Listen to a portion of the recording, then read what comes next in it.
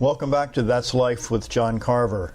Today I want to share some thoughts with you on fast forward 5 years. Fast forward 5 years. Years ago when I bought an appliance like a dishwasher or a washing machine or a refrigerator, it would last about 15 or 20 years. These days it seems they last half the amount of time or sometimes less than that. The term for that is called planned obsolescence. Again, planned obsolescence. The official definition of planned obsolescence is a policy of producing consumer goods that rapidly become obsolete and so require replacing, which then achieves some by some frequent change in design, or maybe the termination of some spare parts, or maybe just a company wants you to buy a new product.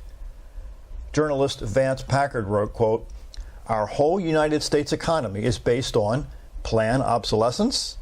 We make good products, we induce people to buy them, and then the next year we deliberately introduce something that will make these products old-fashioned, out of date, and obsolete," end quote. The majority of people, you see, live a life of planned obsolescence. They wear out because of not doing the proper self-maintenance. Try this exercise for just a minute and consider the results. Fast forward 5 years in your mind and write down what your life is going to look like if you continue to do what you've always been doing. Let me share it again. Fast forward 5 years in your mind and write down what your life is going to look like if you continue to do what you have been always doing. What does it look like compared to today? Do the results of this exercise excite you, scare you, or get you depressed? By default, if you don't plan to succeed, you are planning to fail. If you allow others to manipulate your emotions and habits, the future that you might want to have happen will never come to pass. Here's a few habits of those who have achieved the top. First, they plan in reverse. They set up their 5-year goals in writing and develop a roadmap of how to reach those goals. They set up many benchmarks to keep them on track.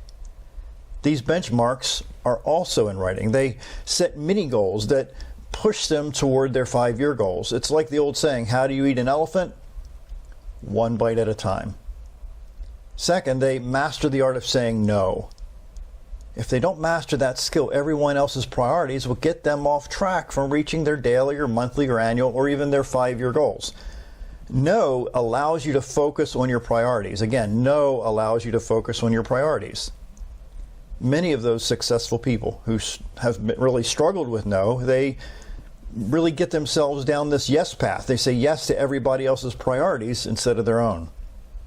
The late Steve Jobs said, focus is about saying no. Again, focus is about saying no. Finally, successful people understand that they have to invest in their growth. They understand that atrophy sets in unless their mind and their body are challenged daily. What does that mean? Well, they invest heavily in reading about successful people. Again, they invest heavily in reading about successful people. Most successful people have libraries in their homes. They also work out every day. So if you really want to achieve the extraordinary and be much farther ahead than what you are right now, fast forward 5 years and then work backwards to make sure that you reach those goals. My name is John Carver. Thanks for listening.